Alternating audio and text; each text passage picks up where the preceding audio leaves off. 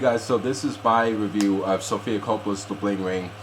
Now, this is a movie based on actual events about these rich California teens breaking these celebrities' homes, kind of easily, and just taking their shit and hiding it, wearing it, selling it, and so eventually there was enough footage of them for each of them to be caught and sentenced to jail for certain amounts of years.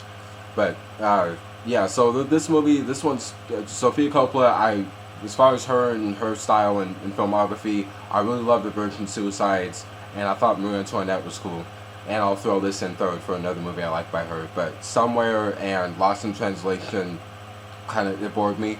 But in general, I like that her style is very intimate and kind of personal, and as in she'll make these movies and she makes you feel like you don't feel like just an audience member, taking them for this cinematic ride. She makes you kind of feel like a fly on the wall, which is cool. Like she doesn't lay it out, put it all out there for you. She's a little subtle, and or she'll make you or let you interpret the characters the way you want to, and it's cool, like, because it's all like kind of for you, and she's not just putting it all out for you, like she's not putting thoughts into your head exactly. He just kind of lets you come up with that on your own. Um, so yeah, but with this story, I thought it was interesting. I was just a eighth grader slash well, and freshman since they were doing this for months. So I was finishing middle school and basically in my first year of high school when they were doing all these crimes, and I remember even like from time to time hearing about these reports that these celebrities had their things stolen, and they just didn't know what was happening until all the pieces of the puzzle were kind of coming together before they got caught. But yeah, and I never did watch Pretty Wild, but I know of Alexis Nyers. And so, anyways, with this movie, the cast, you got Emma Watson as the Valley Girl, which is interesting. And you got Israel Broussard, Claire Julian, and Katie Chang, and Taysa Farmiga.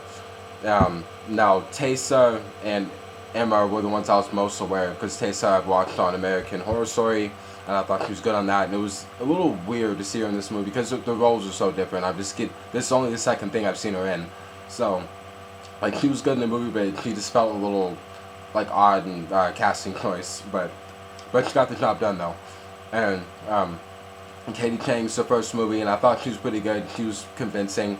And Israel Broussard was really good too. I would like to see more of his work. I like that with his character, he's not just your stereotypical, like gay boy follower. Like, well, as in, because his character was gay and he was kind of puppy dogging, or Katie Chang's character just because he was lonely and a misfit. But yeah, I like that they made it normal and like they didn't overplay it.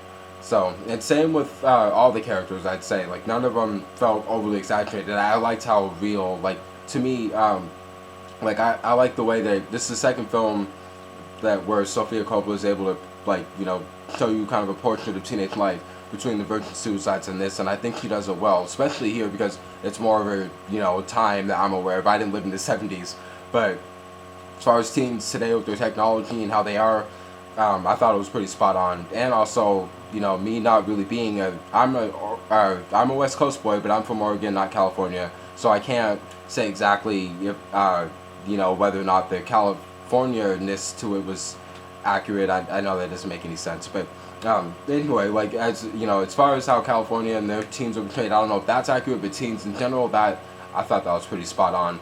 And I think Claire Julian was my favorite of the pack, just because she was always like fucked up and always wanted to have fun, and she was just wild. And Emma Watson probably gave my favorite performance, just because this really is something outside the box for her, and she was a little too spot on. She sounded a lot like Alexis Nyers, and it was a little scary. But her voice is less annoying than Alexis's, thank God.